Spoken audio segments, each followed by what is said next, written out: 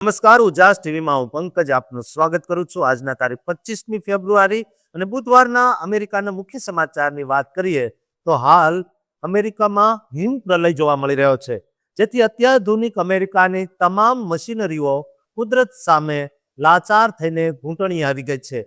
11,000થી વધુ ફ્લાઇટ્સ રદ કરી દેવામાં આવી છે. 150 વર્ષના ઇતિહાસમાં દોસ્તો પ્રથમવાર ન્યૂઝપેપર છપાયા નથી. આ ઉપરાંત લાખો ઘરમાં વીજળી નથી. આ સિવાયના સમાચારની વાત કરીએ તો અમેરિકામાં એક્સિડન્ટમાં ગુજરાતી સહિત 3 વિદ્યાર્થીઓના મોતથી તમામ ભારતીયો ધ્રુજી ગયા હતા. કાર ઝાડ સાથે અથડાતા ગુજરાતનો આર્યન જોશી મોતને ભેટ્યો હતો. પરિવારને આજે પણ રાત્રે ઊંઘ નથી આવતી. તેની ગંભીર વાત કરીશું. ઉપરાંત જોઈશું કે અમેરિકામાં ભારતીયોની પ્રગતિથી જીવ બાળતા લોકો હવે એક પણ મોકો છોડતા નથી. ઈર્ષામાં બળી રહેલા લોકો ભારતીયો વિરુદ્ધ મન આવે તેવું બોલી રહ્યા છે. જેમાં એક વ્યક્તિએ ભારતીયો વિરુદ્ધ જે ઝેર ઓક્યું છે, જે ઉલટી કરી છે, તેની વિગતે વાત કરીશું. ઉપરાંતના સમાચાર જોઈએ તો અમેરિકામાં ગેરકાયદે વસવાટ કરતા આપણા ભારતીયો અને ખાસ કરીને ગુજરાતી ભાઈઓ હવે રસ્તા પર તમને આ કામ કરતા ન જોવા મળે તો નવાઈ ન પામતા. કારણ કે ટ્રમ્પે 24મી ફેબ્રુઆરીના રોજ એક એવો નિર્ણય લઈ લીધો છે જેના કારણે એવા લાયસન્સ રદ કરવામાં આવશે અને કયા લાયસન્સની કેવી પરીક્ષા માટે તૈયાર રહેવું તેની વિગતે વાત કરીશું. તો ચાલો તમામ સમાચાર જોઈએ વિસ્તારથી. દોસ્તો, માત્ર 48 કલાકમાં આખું અમેરિકા સફેદ ચાદરમાં લપેટાઈ ગયું. આધુનિક ગણાતું ન્યુયોર્ક શહેર સાવ પાંગળું બની ગયું. 2026ના આ રહસ્યમય બ્લિઝાર્ડ ઓફ 2026 નામના પ્રચંડ તોફાને હોડ આઇલેન્ડ અને મેસેચ્યુટ્સમાં 38 ઇંચ જેટલો બરફ ફેંકીને 48 વર્ષ જૂના રેકોર્ડને તોડી નાખ્યો અને 11,000થી વધુ ફ્લાઇટ રદ થઈ. લાખો ગુજરાતી સહિત કરોડો મુસાફરો અંધેરામાં ધકેલાઈ ગયા.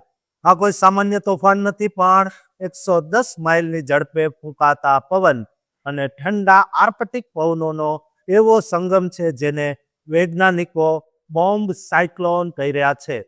આજે હું તમને જણાવીશ કે 6 લાખ ઘરમાં ગુલ થયેલી વીજળી અને 153 વર્ષના ઇતિહાસમાં પહેલી વાર છપાતા અટકેલા ન્યૂઝપેપર પાછળની એ ભયાનક વાત જેણે અમેરિકાના પૂર્વ કિનારાને થંભાવી દીધો.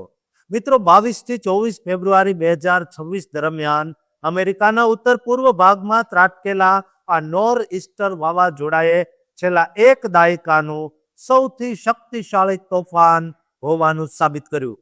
આ તોફાનની શરૂઆત ત્યારે થઈ જ્યારે કેનેડાની અતિશય ઠંડી હવા અને એટલાન્ટિક મહાસાગરની ગરમ ભેજવાળી હવા વચ્ચે જોરદાર ટક્કર થઈ અને જેટ સુપ્રીમના પવનોએ તેને વધુ વેગ આપ્યો. આના કારણે વાતાવરણમાં દબાણ એટલું ઝડપથી ઘટ્યું કે તેને બોમ્બ સાયક્લોન તરીકે ઓળખવામાં આવ્યું. હોડ આઇલેન્ડના વોરવિક વિસ્તારમાં 37.9 ઇંચ જેટલો વિક્રમી બરફ પડ્યો, જેણે 1978ના 28.6 ઇંચના રેકોર્ડને પણ ધૂળ ચટાડીને તોડી નાખ્યો. ન્યુયોર્ક સિટીના સેન્ટ્રલ પાર્કમાં 19.7 ઇંચ બરફ નોંધાયો, જે 1869 પછીના ઇતિહાસનું 9મું સૌથી મોટું તોફાન બની ગયું. આ પ્રચંડ હિમવર્ષાને કારણે પરિવહન વ્યવસ્થા સાવ પડી ભાંગી. ફ્લાઇટ અવેરના આંકડા મુજબ સોમવાર 23 ફેબ્રુઆરીના એક જ દિવસે 5700થી વધુ ફ્લાઇટ રદ કરવામાં આવી, જે અમેરિકાની કુલ ફ્લાઇટના 20% જેટલી થાય. JFK, લાગાર્ડિયા અને બોસ્ટન લોગન જેવા મુખ્ય એરપોર્ટ પર 90%થી વધુ કામગીરી બંધ રાખવી પડી. આના કારણે અમેરિકામાં વસતા હજારો ગુજરાતી પરિવારો અને ખાસ કરીને વેકેશનમાં ભારતથી પરત ફરી રહેલા મુસાફરો એરપોર્ટ પર જ અટવાઈ ગયા. જમીની માર્ગોની વાત કરીએ તો એમટ્રેક ટ્રેન સેવાઓ પણ ન્યુયોર્ક અને બોસ્ટન વચ્ચે લગભગ બંધ કરી દેવામાં આવી. એટલું જ નહીં, પણ ન્યુયોર્કના પ્રખ્યાત બ્રોડવે શો પણ ખરાબ હવામાનના કારણે રદ કરવા પડ્યા. આ તોફાને વીજળી પુરવઠા પર પણ મોટો હુમલો કર્યો. ભારે અને ભીના બરફના વજનને કારણે વીજળીની લાઈનો અને ઝાડ ધરાશયી થતા 6.5 લાખથી વધુ ગ્રાહકો અંધારપટમાં જીવવા મજબૂર બન્યા, જેમાં મેસેચ્યુટ્સમાં સૌથી વધુ 3 લાખ જેટલા ઘરમાં પાવર આઉટેજ જોવા મળ્યો. 25 ફેબ્રુઆરી સુધીમાં હજુ 2.25 લાખ જેટલા ઘરોમાં વીજળી આવી નહોતી. તોફાનની ગંભીરતાનો અંદાજ એ વાત પરથી લગાવી શકાય કે બોસ્ટન ગ્લોબ અખબારે 153 વર્ષના ઇતિહાસમાં પહેલી વાર પોતાનું છાપકામ બંધ રાખ્યું, કારણ કે કર્મચારીઓ 29 ઇંચ બરફના કારણે ઓફિસ સુધી પહોંચી જ નહોતા શક્યા. સરકાર તરફથી પણ ખૂબ જ ઝડપી પ્રતિક્રિયા આપવામાં આવી છે. ન્યુયોર્કના ગવર્નર કેથી હોચુલે રાષ્ટ્રવ્યાપી કટોકટી જાહેર કરી, નેશનલ ગાર્ડને બચાવ કામગીરી માટે તૈનાત કર્યા. મેસેચ્યુટ્સના ગવર્નર મૌરા હિલી અને રોડ આઇલેન્ડના ગવર્નર ડેન મેકીએ સંપૂર્ણ પ્રવાસ પ્રતિબંધ લાદવી દીધો, જેથી લોકો ઘરમાં સુરક્ષિત રહી શકે. ન્યુયોર્કના મેયર જોહરાન મમદાનીએ શાળાઓ બંધ રાખવાનો આદેશ આપ્યો, જે હવે પરિસ્થિતિ સુધરતા ફરીથી ખોલવામાં આવી. રસ્તાઓ સાફ કરવા માટે ડાર્થ વેડર નામના વિશાળ રેલ રોડ સ્નો ક્લિયરર મશીનોનો ઉપયોગ કરવામાં આવી રહ્યો છે. નિષ્ણાતો ચેતવણી આપી રહ્યા છે કે તોફાન પસાર થયા પછી પણ બરફ થીજી જવાથી રસ્તાઓ લપસણા બની શકે છે, જે અકસ્માતનું કારણ બની શકે. આ શક્તિશાળી તોફાન ફરી એકવાર સાબિત કરે છે કે પર્યાવરણમાં આવતા ફેરફારોને કારણે હવે શિયાળાના તોફાનો વધુ ભયાનક બની રહ્યા છે. મુસાફરોએ અત્યારે પણ ધીરજ રાખવાની અને કોઈ પણ મુસાફરી કરતા પહેલા એરલાઇન્સના સ્ટેટસ તપાસી લેવાની જરૂર છે, કારણ કે સંપૂર્ણ રિકવરીમાં હજુ થોડા દિવસો લાગી શકે છે. દોસ્તો, તમારી સાથે કોઈ એવી ઘટના આ તોફાનમાં બની હોય અથવા તમે કંઈ શેર કરવા માંગતા હોય તો વોટ્સએપ નંબર પર કરી શકો છો, અને આ વિડીયોને શેર કરી ચેનલને સબસ્ક્રાઇબ જરૂર કરજો. દોસ્તો, એક ક્ષણની રફતાર આખી જિંદગીનો અંધકાર બની શકે છે. શું તમે કલ્પના કરી શકો છો કે અમેરિકાના રસ્તાઓ પર હસતા રમતા 5 દોસ્તોની એક યાદગાર સફર કેવી રીતે મોતનું તાંડવ બની ગઈ? જોર્જિયાના આલ્ફારેટામાં બનેલી એક એવી ઘટના જેમાં 3 આશાસ્પદ ભારતીય વિદ્યાર્થીઓના સપનાઓ એક ઝાડ સાથે અથડાઈને ચકનાચૂર થઈ ગયા. કેમ એક સુરક્ષિત ગણાતી કાર અચાનક હવામાં પલટી ગઈ? અને શું આ માત્ર એક અકસ્માત હતો કે પછી બેદરકારીનું કોઈ ભયાનક પરિણામ? આજે આપણે આ હૃદયદ્રાવક વાત યાદ કરીએ છીએ, અકસ્માત યાદ કરીએ છીએ અને જાણતા હોઈએ છીએ કે એ પરિવાર સાથે શું વીતી રહી છે, કારણ કે એ અકસ્માતમાં એક આપણો ગુજરાતી સમાજનો દીકરો પણ હતો, જેના કારણે ગુજરાતીઓ હચમચી ગયા. મિત્રો, એ કાળી રાત જ્યારે અમેરિકાના જોર્જિયા સ્ટેટના આલ્ફારેટામાં વેસ્ટ સાઇડ પાર્કવે પર એક ભયાનક કાર અકસ્માત થાય છે. આ ઘટનામાં 3 ભારતીય મૂળના તેજસ્વી વિદ્યાર્થીઓએ જીવ ગુમાવ્યા, જેમાં ગુજરાતી મૂળના આયન જોશી, શ્રેયા અવસરાલા અને અન્વી શર્માનો સમાવેશ થાય. આ ત્રણેય માત્ર 18 વર્ષના હતા અને તેમના જીવનની નવી શરૂઆત કરવાના હતા. આર્યન જોશી, જે આલ્ફારેટા હાઈસ્કૂલના સિનિયર વિદ્યાર્થીમાંનો એક હતો, તે અત્યંત કાળજી રાખનારા અને ક્રિકેટનો શોખીન હતો, જ્યારે શ્રેયા અને અન્વી યુનિવર્સિટી ઓફ જોર્જિયામાં ફ્રેશમેન તરીકે અભ્યાસ કરતા. તપાસમાં ખુલાસો થયો તે મુજબ કારની સ્પીડ એટલી વધારે હતી કે વળાંક પર ડ્રાઈવરે કાર ઉપરથી કાબુ ગુમાવી દીધો અને ગાડી સીધી વૃક્ષો સાથે અથડાઈને પલટી મારી ગઈ.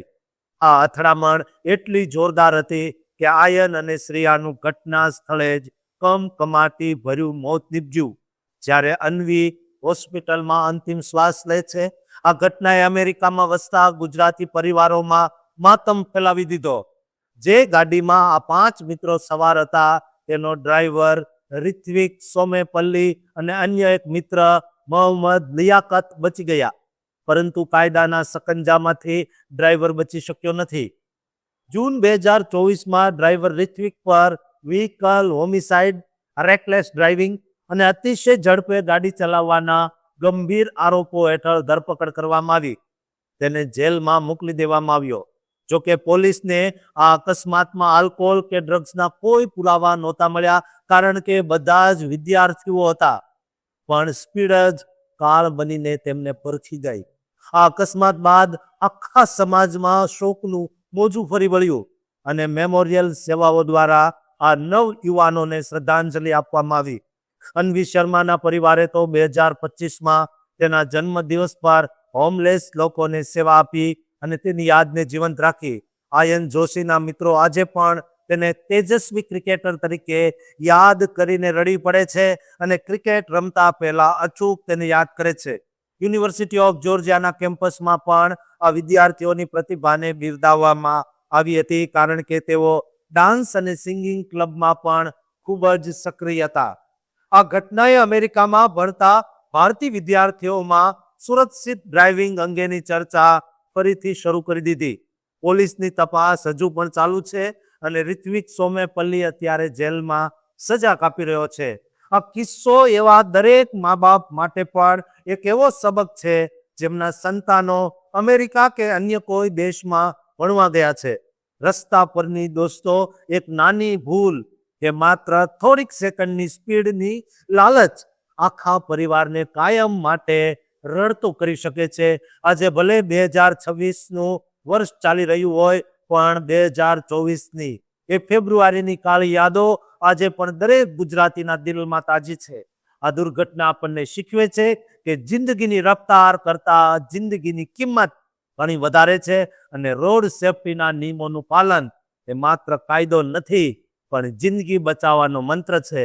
આર્યન, શ્રિયા અને અન્વીના કાળે અવસાનથી જે ખાલીપો સર્જાયો છે તે ક્યારેય કોઈ પણ ભરી શકશે નહીં. પણ દોસ્તો, આ વિડીયો શેર એટલો કરજો કે હવે પછી કોઈના પરિવારમાં આવા અકસ્માતના કારણે તેમના નવયુવાન દીકરાઓ ન ગુમાવવા પડે. અને આ ચેનલને સબસ્ક્રાઇબ જરૂર કરજો. એક વ્યક્તિની ભૂલ આખા દેશ અને સંસ્કારી સમાજનું નામ બદનામ કરી શકે અને સોશિયલ મીડિયા પર ફેલાતી નફરતની જ્વાળાઓ પાછળ કોઈ ષડયંત્ર છે જે 28 લાખથી વધુ મહેનતુ ભારતીયોને ગુનેગાર તરીકે ચિતરવા માંગે છે. આજે હું તમારી સામે લાવી રહ્યો છું એવા સત્ય જે 26 જાન્યુઆરી 2026ના રોજ સંભળાવાયેલી 18 વર્ષની જેલની સજા પાછળ છુપાયેલા છે અને કેમ નેતાઓની ઝેરીલી માનસિકતા આપણા ભણેલા ગણેલા ભારતીય યુવાનોને સોફ્ટ ટાર્ગેટ બનાવી રહી છે. શું આ બધું ખરેખર દેશની સુરક્ષા માટે છે કે પછી ભારતીયો વિરુદ્ધ ફેલાવવામાં આવતી એક ભાવનાત્મક નફરતનું પરિણામ? આ સવાલોના જવાબ આજે આપણે આ ચોંકાવનારા વિશ્લેષણમાં મેળવીશું. મિત્રો, હાલમાં જ અમેરિકામાં 23 વર્ષના એક ભારતીય યુવાન અથર્વ શૈલેષ સાઠવણેને 18 વર્ષની ફેડરલ જેલની સજા ફટકારવામાં આવી, જેણે વર્ષ 2025ના અંતમાં વયોવૃદ્ધ અમેરિકનો સાથે $66 લાખ છેતરપિંડી અને મની લોન્ડરિંગના કાવતરામાં સંડોવણી સ્વીકારી.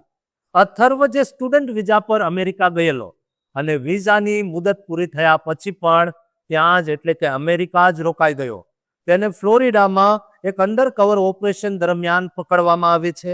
આ યુવાન એક આંતરરાષ્ટ્રીય ગેંગના કુરિયર તરીકે કામ કરતો, જે વૃદ્ધોને ડરાવી ધમકાવી તેમના રિટાયરમેન્ટના ડોલર અને સોનાના બિસ્કિટ પડાવી લેતો. ચોક્કસપણે આ એક નિંદનીય અપરાધ છે અને કાયદાએ પોતાનું કામ કર્યું. અથર્વને તેની સજા પણ મળી. પરંતુ આ કિસ્સાને લઈને જે રીતે સોશિયલ મીડિયા પર આખા ભારતના સમાજને ગુજરાતી સમાજ વિરુદ્ધ નફરતનું ઝેર ફેલાવવામાં આવી રહ્યું છે તે અત્યંત પીડાદાયક છે. દોસ્તો, નિક સોટર જેવા પ્રભાવશાળી લોકોએ 21 ફેબ્રુઆરી 2026ના રોજ સોશિયલ મીડિયા પર આ કેસને એવી રીતે રજૂ કર્યો કે જાણે દરેક ભારતીય ત્યાં દાદીમાના પૈસા ચોરવા માટે જ આવે છે. તેમણે $66 લાખ આંકડાને વધારી દઈને $1.5 કરોડ કરી દીધો અને આખી દુનિયા સામે ભારતીયોની છબી એક લૂંટારા જેવી બનાવી દીધી. આ પોસ્ટને લાખો લોકોએ જોઈ અને હજારો લોકોએ એવી કોમેન્ટ કરી જેમાં તમામ ભારતીયોને દેશ નિકાલની વાત કરવામાં આવી. શું આ ન્યાય છે? શું એક વ્યક્તિના પાપે લાખો એવા ભારતીયોને બદનામ કરવા જોઈએ જે દિવસ રાત મહેનત કરીને અમેરિકાના અર્થતંત્રમાં સૌથી મોટો ફાળો આપે છે? હકીકત તો એ છે કે અમેરિકામાં વસતા 28 લાખથી વધુ ભારતીયોમાં જે લોકો પાસે કાયદેસરના કાગળો નથી, તેમણે પણ 2022ના વર્ષમાં અંદાજે $96 અબજ ટેક્સ ભરી દીધો હતો. દોસ્તો, ભારતીય મૂળના લોકોની સરેરાશ વાર્ષિક આવક $1.32 લાખ થી વધુ છે, જે અમેરિકાના સ્થાનિક લોકો કરતા ક્યાંય વધુ. અભ્યાસો દર્શાવે છે કે એક ભારતીય સ્થળાંતરિત વ્યક્તિ 30 વર્ષમાં અમેરિકાના રાષ્ટ્રીય દેવામાં $16 લાખ જેટલો ઘટાડો કરે છે. આટલું મોટું યોગદાન છતાં સોશિયલ મીડિયા પર ટ્રમ્પના સમર્થકો અને અન્ય જમણેરી વિચારધારાના લોકો ભારતીયોને થર્ડ વર્લ્ડ કન્ટ્રીના કહીને અપમાનિત કરી રહ્યા છે. 2025માં પણ એક ગુજરાતી મહિલાને શોપિંગ દરમિયાન પકડીને જે રીતે તેની માનસિકતા પર હુમલો થયો તે દર્શાવે છે કે અમેરિકામાં ભારતીયો વિરુદ્ધ એક પ્રકારની નકારાત્મક માનસિકતા ઘર કરી ગઈ છે. આંકડાઓ સ્પષ્ટ કહે છે કે અમેરિકામાં જન્મેલા લોકો કરતા ભારતીય સ્થળાંતરિતોનો ગુનાખોરીનો દર 60% ઓછો છે. ટેક્સાસ જેવા રાજ્યોમાં તો ભારતીયો દ્વારા થતા ગુનાઓનું પ્રમાણ 26% જેટલું નીચું છે. આમ છતાં કોલ સેન્ટર દ્વારા થતી છેતરપિંડીના નામે આખા સમાજ, આખા દેશને ટાર્ગેટ કરવામાં આવે છે. આ એક કડવું સત્ય છે દોસ્તો. મુઠ્ઠીભર લોકોના કારણે લાખો પરિવારોએ માનસિક ત્રાસ વેઠવો પડે છે. આપણે સ્વીકારીએ છીએ કે ગુનેગારને સજા મળવી જ જોઈએ દોસ્તો, પણ એ સજાના આડે એના ઓઠા હેઠળ આખા સમાજ પર નફરતની રાજનીતિ એ યોગ્ય કે અમાનવીય છે. ભારતીયોએ અમેરિકાને ડોક્ટર, એન્જિનિયર, બિઝનેસમેન આપ્યા છે, છતાં આજે આપણે ઓનલાઈન હેરાનગતિનો સામનો સતત કરવો પડે છે. આ માનસિકતા પાછળ ક્યાંક ને ક્યાંક ભારતીયોની આર્થિક પ્રગતિ પ્રત્યેની ઈર્ષા પણ કામ કરી રહી હોય ને તેવું ચોક્કસ લાગે છે. આપણે આપણા સંસ્કારો અને ઈમાનદારી પર ગર્વ લેવા જોઈએ અને આવી અફવાઓથી ગભરાયા વગર આપણું શ્રેષ્ઠ યોગદાન આપતા રહેવું જોઈએ અને એ તમામ નફરત ફેલાવનારને એવો પાઠ કામ કરીને બતાવવો જોઈએ જેથી તેઓ પણ જોતા રહી જાય. દોસ્તો, આ માહિતી મારા દરેક ભારતીય બહેન ભાઈ સુધી પહોંચાડજો જેથી તેઓ ગર્વથી અમેરિકામાં માથું ઊંચું રાખી શકે અને છાતી કાઢીને ચાલી શકે. અને આવી નકારાત્મકતાનો મજબૂતીથી સામનો દરેક ભારતીય કરવો જોઈએ. દોસ્તો, દરેકને આ વિડીયો શેર કરજો અને આ ચેનલને સબસ્ક્રાઇબ કરવાનું ચૂકતા નહીં. અમેરિકાના રસ્તાઓ પર દોડતા હજારો ગુજરાતી ટ્રક ડ્રાઈવરનું ભવિષ્ય હવે અંધકારમાં ધકેલાઈ જશે. અને શું માત્ર એક અકસ્માત 5 કરોડથી વધુ ભારતીયોની મહેનત પર પાણી ફેરવી દેશે? 24 ફેબ્રુઆરી 2026ના રોજ ડોનાલ્ડ ટ્રમ્પે જે દેલીલા લો પ્રસ્તાવિત કર્યો છે તે શા માટે હજારો આપણા ગુજરાતી પરિવારોના ઘરના ચૂલા સળગતા બંધ કરાવી શકે? અને આ કાયદા પાછળ 7 વર્ષની એ નિર્દોષ બાળકીની કઈ કરુણ વાત છુપાયેલી છે જેણે આખા અમેરિકાને હચમચાવી દીધું? ચાલો આજે હું તમને જણાવીશ એ સત્ય જે રસ્તા પરના સાઇન બોર્ડ વાંચવાથી લાખો લોકોના દેશ નિકાલ સુધી પહોંચી ગયું, જેની સીધી અસર કદાચ તમારા કે તમારા સંબંધીઓના વિદેશી સપના પર પડવાની છે. મિત્રો, અમેરિકાના પ્રમુખ ડોનાલ્ડ ટ્રમ્પે તેમના સ્ટેટ ઓફ ધ યુનિયન ભાષણમાં એક એવો બોમ્બ ફોડ્યો જેણે અમેરિકામાં વસતા બિન દસ્તાવેજી એટલે કે અનડોક્યુમેન્ટેડ ગેરકાયદેસર ઇમિગ્રન્ટ્સની રાતોની ને દિવસોની બંને ઊંઘ ઉડાડી દીધી છે. આ કાયદો એટલે દેલીલા લો, રાષ્ટ્રીય સ્તરે ગેરકાયદેસર રીતે રહેતા લોકો પર કોમર્શિયલ ડ્રાઇવિંગ લાયસન્સ મેળવવા પર સંપૂર્ણ પ્રતિબંધ મૂકવાની વાત. આ કાયદાનું નામ દેલીલા કોલમન નામની એક નાની બાળકી પરથી રાખવામાં આવ્યું. આ ઘટના 20 જૂન 2024ની છે, જ્યારે કેલિફોર્નિયાના રસ્તા પર પ્રતાપસિંહ નામના એક ભારતીય ટ્રક ડ્રાઈવરે ભયાનક અકસ્માત કર્યો. પ્રતાપસિંહ 2022માં મેક્સિકો બોર્ડરથી ગેરકાયદેસર રીતે અમેરિકામાં ઘૂસેલો અને તેણે ત્યાં ટ્રક ચલાવવાનું લાયસન્સ મેળવી લીધેલું. કન્સ્ટ્રક્શન ઝોનમાં અતિશય ઝડપ અને થાકને કારણે તેણે ટ્રક પરનો કાબુ ગુમાવી દીધો અને માસૂમ ડેલીલાની કાર સાથે અથડાયો. આ અકસ્માત એટલો ભયાનક હતો કે ડેલીલા 3 અઠવાડિયા સુધી કોમામાં રહી. તેની ખોપરીમાં ફ્રેક્ચર થયું અને આજે તે સેરેબ્રલ પાલ્સી નામની બીમારીથી પીડાઈ રહી છે. તે પોતાની જાતે ચાલી કે બોલી પણ શકતી નથી. ટ્રમ્પે પોતાના ભાષણમાં આ ઘટનાનો ઉલ્લેખ કરીને કહ્યું કે ઘણા ઇમિગ્રન્ટ્સ અંગ્રેજીમાં લખેલા રોડ સાઇન્સ પણ વાંચી શકતા નથી જે અમેરિકાની સુરક્ષા માટે મોટું જોખમ છે. આ કાયદો હજુ કોંગ્રેસમાં પાસ થવાનું બાકી છે. પણ જો દોસ્તો તે પાસ થઈ ગયો તો જે રાજ્યો અનડોક્યુમેન્ટેડ લોકોને લાયસન્સ આપશે તેમનું ફેડરલ હાઈવે ફંડિંગ રોકી દેવાની ધમકી આપવામાં આવી છે. અને સૌથી મોટી અને માઠી અસર અમેરિકાના ટ્રક ઉદ્યોગમાં કામ કરતા આપણા ગુજરાતી અને પંજાબી ભાઈઓ પર પડશે. અમેરિકામાં લગભગ 1.5 લાખથી વધુ ભારતીય મૂળના ટ્રક ડ્રાઈવર છે, જે કુલ ટ્રકના 20% જેટલા થાય. જો આ કાયદો અમલમાં આવે તો અંદાજે 1.94 લાખ જેટલા ડ્રાઈવરોએ પોતાની નોકરી અને લાયસન્સ ગુમાવવાનો વારો આવશે, જેમાં સૌથી મોટી સંખ્યા આપણા ગુજરાતીઓની છે. કેલિફોર્નિયા જેવા રાજ્યોમાં તો અત્યારથી જ લાયસન્સ કેન્સલ થવાની પ્રક્રિયા શરૂ થઈ ગઈ. અહેવાલો મળી રહ્યા છે કે આ કામ ઝડપથી થઈ રહ્યું છે. આ પરિસ્થિતિને કારણે અમેરિકામાં વસતા ગુજરાતી સમાજમાં અત્યારે ભારે શોક અને ડરનો માહોલ છે. એક બાજુ ડેલીલાના પરિવારની પીડા તો છે જ, તો બીજી બાજુ હજારો મહેનતુ લોકોના ભવિષ્યનો સવાલ. ઇમિગ્રન્ટ્સ ગ્રુપ્સ આને ભેદભાવપૂર્ણ ગણાવી રહ્યા છે અને કહી રહ્યા છે કે આનાથી સપ્લાય ચેઇન ખોરવાઈ જશે, કારણ કે અમેરિકામાં પહેલેથી જ ડ્રાઈવરોની મોટી અછત છે. સોશિયલ મીડિયા પર અત્યારે આ કાયદાને લઈને મોટી ચર્ચા છે, જ્યાં કેટલાક લોકો સુરક્ષાને મહત્વ આપી રહ્યા છે. દોસ્તો, મહત્વ આપવું જ જોઈએ, તો કેટલાક લોકોની વાત સાચી છે. આને ઇમિગ્રન્ટ્સ વિરુદ્ધનું એક રાજકીય હથિયાર ગણાવાઈ રહ્યું છે. યુનાઇટેડ સિક્સ જેવી સંસ્થાઓ પણ આનો વિરોધ કરી રહી છે. આ કાયદો જો પાસ થશે ને તો માત્ર લાયસન્સ જ નહીં દોસ્તો, પણ અંગ્રેજી ભાષાની જાણકારી અને કાયદેસરના દસ્તાવેજોની તપાસ એટલી કડક થઈ જશે કે જે લોકો અત્યારે ત્યાં મહેનત કરીને પોતાના પરિવારનું ગુજરાન ચલાવે છે ને, તેમના માટે જીવન નિર્વાહ મુશ્કેલ બની જશે. 25 ફેબ્રુઆરી 2026ના આજના દિવસે સ્થિતિ એવી છે કે કોર્ટમાં પણ આ મામલે પડકારો અપાઈ રહ્યા છે. આ માત્ર એક કાયદો નથી, પણ અમેરિકામાં વસતા હજારો ગુજરાતીઓ, હજારો ભારતીયો માટે અગ્નિ પરીક્ષા સમાન છે.